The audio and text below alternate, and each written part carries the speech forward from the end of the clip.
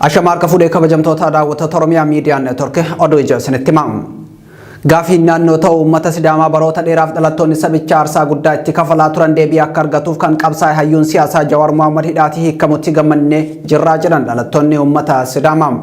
Gaafiin uummata Sidaamaa waggoota 150 lakkoofsa deebii akka argatuuf Jawaar Mohaammed dhalattoota sabichaa qindeessuun mirga isaanii falmuuf sagalee isaanii akka dhagaaf miidiyaa bilisaam mijjeessuun hojii hojjeteen gaafiin keenya deebii argachuu danda'ee jira jedhan dhalattoonni Sidaamaa. Jawaar nama Itoophiyaa fi uummata isheef yaadu waan ta'eef jireenya qananii dhiisee maatii jaallatu irraa adda bahuun hiree biyyattii qajeelchuuf hojii hojjetee tureen badii malee hidhatti darbamee ture hiikamuu isaa immoo nu gammachiisee jira jedhan. Tokkummaan hawaasa Oromoo biyya Kaanaadaa hidhamtoonni siyaasaa Oromoo hangi tokko gadi lakkifamuun kan nu gammachiise ta'us hooggantoota adda bilisummaa Oromoo dabalatee hidhamtoonni siyaasaa kumaatamaan lakkaa'an ammallee hidhatti ugguramanii jiraachuun murtoo mootummaa ija shakkiin akka ilaallu nu taasisee jiran. Tokkummaan hawaasa Oromoo biyya Kaanaadaa ibsa baaseen hawaasni addunyaa hidhamtoonni siyaasaa manneen hidhaa Itoophiyaa keessatti ugguramanii jiran marti akka hiikamaniif itti fufiinsaan dhiibbaa barbaachisu gochuu akka qabu gaafateera.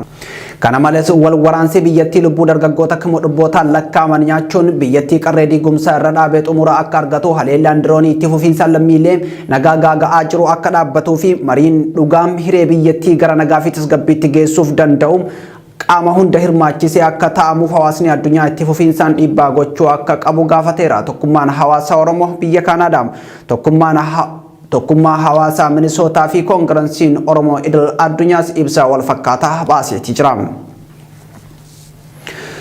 Godina Gujii aanaalee Gumii Eldelloo fi Liiban keessatti mootummaan Biltsiginnaa manneen uummataa hedduu ibiddaan barbadeessuun hawwan dabalatee namoota hedduu ijoollee keessantuu shanee keessa jira jechuun rasaasaan fixaa jiraachuu jiraattonni Oromiyaa Miidiyaa Neetwoorkitti himan.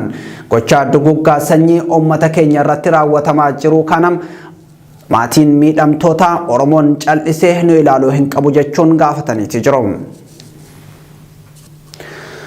Namoonni maqaa diiyaasporaatiin gara biyyaa seenan saamicha lafaa fi qabeenya adda addaa irratti bobba'anii akka jiran dhagahame. Namoonni yeroo ammaa maqaa diiyaasporaatiin biyyoota adda addaa irraa gara biyyaa seenan saamicha lafaa fi qabeenya adda addaa irratti bobba'anii akka jiran maddeen keenyaa Finfinnee fi magaalota biroo saaxilaniiti jiru. Namoonni fi gareewwan dabaloota Biltsiginnaa wajjin ta'uun maqaa diiyaasporaa jedhuun saamicha lafaa fi qabeenya biroo irratti bobba'an kunniin waggoottan 3 darban kana hidhata faayidaa fi jibbiinsa sabaa fi sablammootaa irratti wal ijaaranii kan hojjetaa turan yoo ta'u isaanis bifa sadii qabu jedhu maddeen keenya.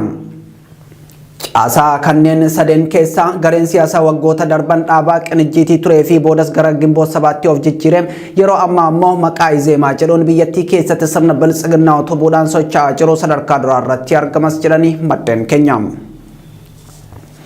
Oduu biraatiin sanbata darbee hordoftoonni amantaa Pirootestaantii dirree masqalaatti sagantaa qopheeffachuu hordofee karaa Bataskaana Ortodoksii mormiin ka'eetii ture. Bataskaanni Ortodoksii lafti kun kan dhuunfaa kiyyaan korrii amantaa kamillee achirratti geggeeffamuun qabu atakaroo jedhu kaafteetii turte.